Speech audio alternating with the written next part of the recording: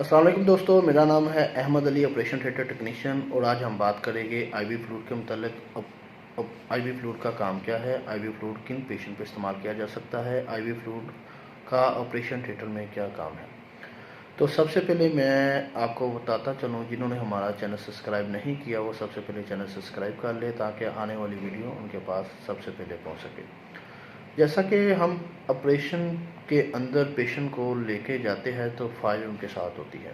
तो फाइल के ऊपर लिखा हुआ होता है कि पेशेंट को ब्लड प्रेशर तो नहीं है, पेशेंट को कोई शुगर तो नहीं है, पेशेंट को कोई हेपेटाइटिस बी या सी तो नहीं है, किसी किस्म की एलर्जी किसी दवाई से या किसी और चीज़ से एलर्जी तो नहीं है। तो उसके बाद हम इंतखाब करते हैं कि पेशेंट को कौन सा फ्लूइड लगेगा और पेशेंट की हमने मैनेजमेंट कैसे करनी है। अगर तो पेशेंट को ब्लड प्रेशर नहीं है, पेशेंट को शुगर नहीं है, तो हम उसको रिंगर लैक्टेट लगाएंगे। रिंगर लैक्टेट के अंदर सोडियम क्लोराइड होता है, पोटाशियम क्लोराइड होता है, उसके बाद सोडियम लैक्टेट होता है और ग्लूकोज होता है। तो हम ये उन पेशेंट पे ही लगा सकते हैं जिनको ना शुगर हो और ना ही ब्लड प्रेशर हो। ऑपरेशन के दौरान पेशेंट पे फ्लूइड लगाना क्यों ज़रूरी है, तो मैं आपको बताता चलूँ। ऑपरेशन के लिए पेशेंट का 6 घंटे का एनपीओ होना बहुत ज़रूरी होता है। अगर वो 6 घंटे एनपीओ खाली पेट नहीं होगा तो पेशेंट ड्यूरिंग सर्जरी वोमिट कर सकता है। अगर वो वोमिट करेगा तो वो हो सकता है कि वो वोमिट उसकी सांस वाली नाली में चली जाए। जब वो वोमिट सांस वाली नाली में जाएगा, फेफड़े में जाएगा, तो पेशेंट की डेथ भी हो सकती है। इसलिए हमें ख्याल करना चाहिए कि पेशेंट से कम हम पूछें कि आपने कब से खाया पिया है, क्या खाया पिया है, कितने घंटे हो गए। क्योंकि अक्सर पेशेंट झूठ बोलते हैं ताकि उनको उनका जो ऑपरेशन है वो पोस्टपोन ना हो सके। हम अगले फ्लूइड की बात करेंगे। अगर तो पेशेंट को ब्लड प्रेशर नहीं है, शुगर नहीं है, तो हम उस पर रिंगर लैक्टेट इस्तेमाल करेंगे। अगर पेशेंट को ब्लड प्रेशर है और शुगर नहीं है तो हम उस पर 5% इस्तेमाल करेंगे, क्योंकि इसके अंदर सोडियम क्लोराइड नहीं होता, इसके अंदर खाली ग्लूकोज होता है।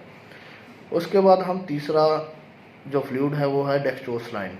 डेक्सट्रोसलाइन के अंदर होता है ग्लूकोज होता है और सोडियम क्लोराइड होता है, क्योंकि ये उन पेशेंट पे इस्तेमाल करते हैं जिनका ब्लड प्रेशर भी काफ़ी कम हो और शुगर भी काफ़ी कम हो। तो हम उस पर इस्तेमाल करते हैं ताकि पेशेंट ज़्यादा जल्दी सर्वाइव कर सके। उसके बाद एक फ्लूइड होता है नॉर्मल सलाइन। नॉर्मल सलाइन के अंदर होता है सोडियम क्लोराइड। तो हम उन पेशेंट पे इस्तेमाल करेंगे जिन पेशेंट को शुगर हो और ब्लड प्रेशर ना हो। ऐसा पेशेंट जिसको शुगर हो और ब्लड प्रेशर ना हो, उस पर हम नॉर्मल सलाइन इस्तेमाल करेंगे। एक तो नॉर्मल सलाइन का ये फंक्शन है। दूसरा फंक्शन है कि हम वूंड्स को वॉश करने के लिए नॉर्मल सलाइन इस्तेमाल करेंगे। तीसरे नंबर पे यूरोलॉजी के ऐसे केसेस हैं जिसके अंदर हम नॉर्मल सलाइन का इस्तेमाल ड्यूरिंग सर्जरी में करते हैं। जैसे कि एक यूरोलॉजी की सर्जरी है यूआरएस, यूरेटर्स रीनलस्कोपी उसे हम बोलते हैं।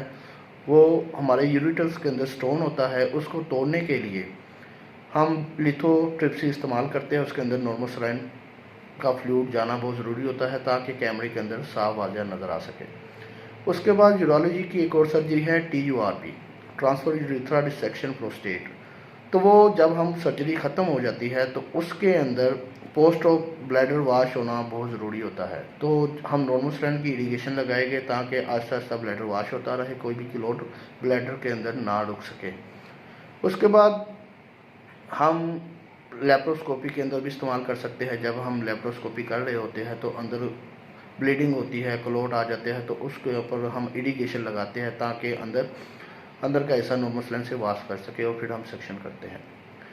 उसके बाद हम नॉर्मल सलाइन डिसइंफेक्ट सोल्यूशन बनाने के लिए भी इस्तेमाल कर सकते हैं। डिसइंफेक्ट सोल्यूशन होता है, अल्फा गार्ड होता है, एडोस्टार होता है, तो उसको हम नॉर्मल सलाइन के साथ मिक्स करके सोल्यूशन तैयार करते हैं और उसके अंदर इंस्ट्रूमेंट डिप करते हैं डिसइंफेक्शन के लिए, ताकि वो जरासीमों से पाक हो सके। उसके बाद हमारे पास 5% का एक और काम है। 5% जहाँ हम TURP एक सर्जरी है यूरोलॉजी, उसके अंदर हम 5% इस्तेमाल करेंगे, क्योंकि जब हम सेक्शन करते हैं, जब हम प्रोस्टेट को काटते हैं, तो हम डायथर्मी मशीन इस्तेमाल करते हैं। उसके अंदर हमें ऐसा मवाद नहीं चाहिए जिसके अंदर बर्न हो सके। तो 5% के अंदर खाली ग्लूकोज होता है, उसको हम इस्तेमाल करते हैं ताकि अंदर कैमरा वाज़ह तौर पे हमें इस्तेमाल करें। सर्जरी के अंदर फ्लूइड का इस्तेमाल ये है कि हमें जब हम कैमरे के ज़रिए कोई ऑपरेशन कर रहे हैं तो वो हमें अंदर वाज़ह तौर पर दिखा सके कि अंदर हो क्या रहा है, तो नज़र आ सके। तो फ्लूइड्स के बहुत सारे फंक्शंस हैं। तो फ्लूइड्स के हम ओटी के अंदर के जो हवाले थे हमने वो वाली बात की है, जो वार्ड में फ्लूइड इस्तेमाल करते हैं। तो आप सबको पता है कि रिंगल लैक्टेट जो है वो इलेक्ट्रोलाइट्स इनबैलेंस हो तो उसके लिए हम इस्तेमाल कर सकते हैं। जैसा कि कोई पेशेंट शॉक में आ गया है, उसका ब्लड प्रेशर भी ड्रॉप है, उसकी हाइपोग्लाइसीमिया में गया हुआ है, तो उसका हम रिंगल अटैच करेंगे ताकि पेशेंट स्टेबल हो सके।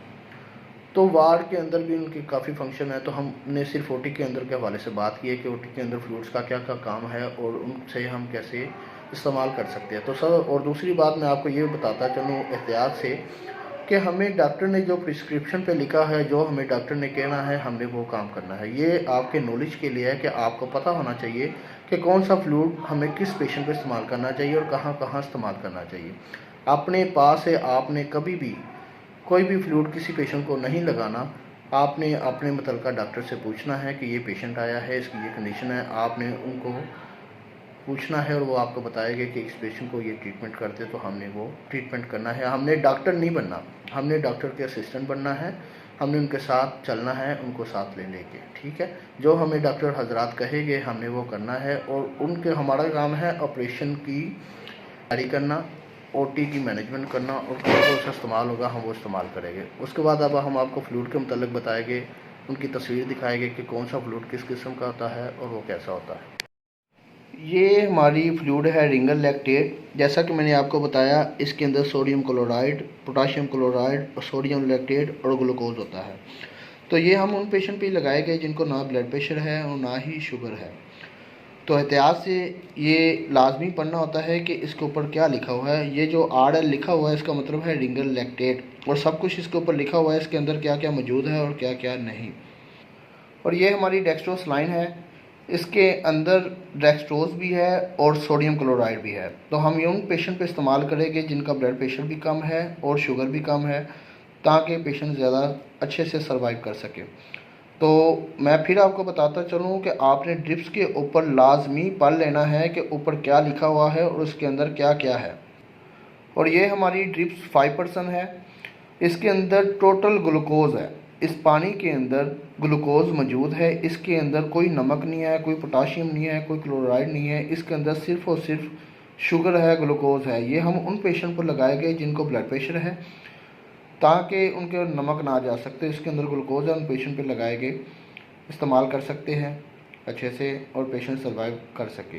तो आपने अच्छे से प्रिस्क्रिप्शन पढ़नी है, डॉक्टर्स के कहने के मुताबिक जो जो डॉक्टर कहेगा हमने वो काम करना है। और ये वो ड्रिप है जो हम TURP transfer urethra dissection prostate के अंदर इरिगेशन के तौर पर इस्तेमाल करते हैं, ताकि अंदर के हालात कैमरे में अच्छे से नज़र आ सके और सर्जन अच्छे से काम कर सके। और ये फ्लूइड हमारे पास नॉर्मल सलाइन है। इसके अंदर सोडियम क्लोराइड होता है, नमक होता है पानी के अंदर।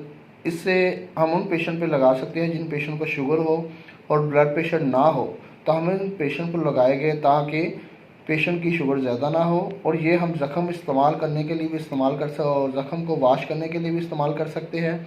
इसको हम बतौर पोस्ट ऑफ TURP ऑपरेशन में बतौर ब्लैडर वाश की इरिगेशन के लिए इस्तेमाल कर सकते हैं। इसको लेप्रोस्कोपी के दौरान वाश करने के लिए इस्तेमाल कर सकते हैं। इसको हम इंस्ट्रूमेंट डिसइंफेक्ट सोल्यूशन बनाने के लिए इस्तेमाल कर सकते हैं।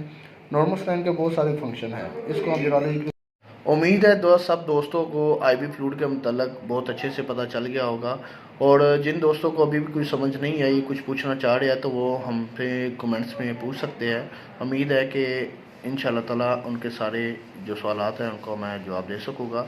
इंशाल्लाह ताला हम अगली वीडियो के साथ आपके साथ हाज़िर होंगे। अल्लाह हाफ़िज़।